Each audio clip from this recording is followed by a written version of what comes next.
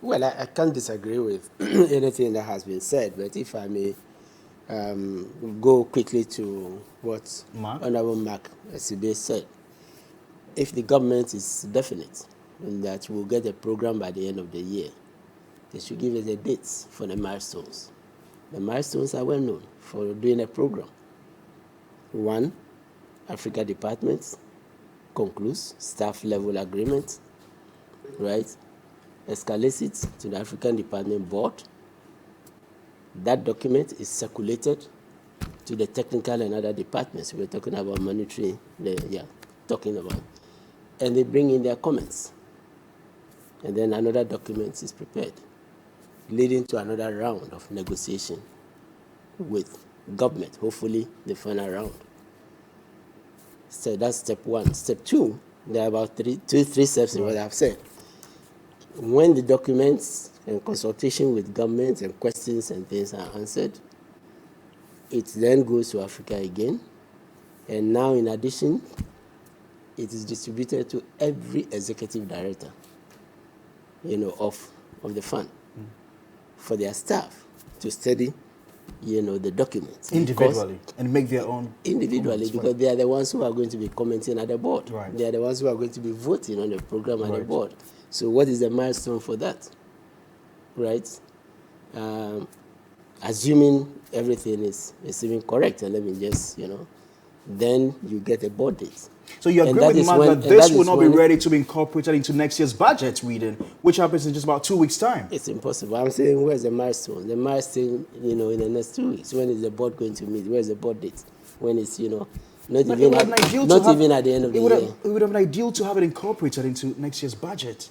No, but purposely, the ideal does not necessarily mean it would happen. It will happen, right? That's the ideal. And as Mark said, probably with all the difficulty from 2019, the exposure and everything that was being done, if we had started then. But let me ask, out of the 17 programs that we have done, with lesser, deeper problems, from debt to, when did we ever complete, a review, an IMF review, let alone a decision? In even 6 months. Right. I mean, the history is there. I always took about a year, even though we had a homegrown policy. Right. So I think they should just give us a milestone. Otherwise, it's false hope. And once it's not met, it brings anxiety to the markets again. And the ratings agencies are listening, right? So if you don't meet your milestone, then what happens. So I think we should be circumspect. Business are involved, households are involved, the government itself, right? But if you look, coming back to the forex, I read the Goldman Sachs, and I did some, Goldman, is it JP Morgan? JP Morgan, right, yeah. And of course, they are blaming, the purchases of gold, If BOG purchased those gold, they would have been in the reserves already. What are you saying? Are you doubting that? I'm not doubting, but I'm saying that it would have been in the reserve. And it's creating a problem for us, right? And the reserve is declining. But don't forget that, as my good friend Joe Jackson said, you go to expenditure, revenue minus expenditure, and we have a deficit. Now, he mentioned compensation and interest. We've been discussing that. The IMF in its document turns it and measures what it will take to pay interest plus amortization, which is the principal debt repayment. And that is 136% as of 2021 Article 4 of revenue that we are collecting. Does it explain why BOG had to come in, and let me restrict myself to BOG, with 10 billion, Ghana cedis in 2020, despite we having in that year, 1 billion COVID loan, support from the World Bank and others, the flows, significant flows, in that year, which by 2021 was getting close to 6 billion. Why couldn't this? And these are hard currency, right? Now, fast forward, BOG is, we are told in the media review, has spent 22 billion. On the banking sector? Not just the banking sector, okay. to finance the government deficit. Right. Yes, to finance the government deficit. Remember, That deficit includes debt service, includes things like government's own forex purchases. So revenue came in, yes, Bank of Ghana got, revenue from, in your analysis, they didn't mention that the revenue, the high oil price also brought in, high revenues. Right. And mind you, it was when oil revenues crossed $100 per barrel from about 80 that we set up the sinking fund.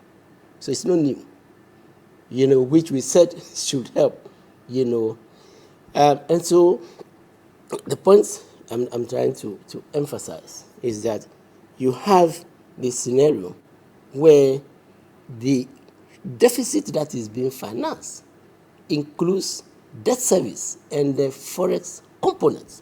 Indeed, the IMF had said it includes government's forex denominated capital expenditure, which cannot be met. From the revenue. Indeed, the IMF in its report had said that, although inflation and high interest payments was going to be an issue in the coming years, governments should not institute policies that would further exacerbate inflation. Let me mention two of those policies in our instance. What is causing, debt to rise? Revenue minus expenditure. Revenue is 16%, expenditure is over 20%. The gap is a deficit, which must be financed through borrowing. Right? It must be financed through borrowing. But I asked that question of the Finance Minister, and he said we have been denied access to the capital markets, and so we had to make use of, the domestic markets. But, there's been auction failures. And so you should know, there's been auction failures. I mean, the Judge is a capital, he trades on the capital market, so there's been auction failures, we all know it. Government cannot, yes. And it is causing crowding. It is adding to the interest rate rise. And BOG is coming in, therefore, to counter with a higher policy, rate. Right. So it's like but the biggest item is the expenditure. We are not talking about the expenditure.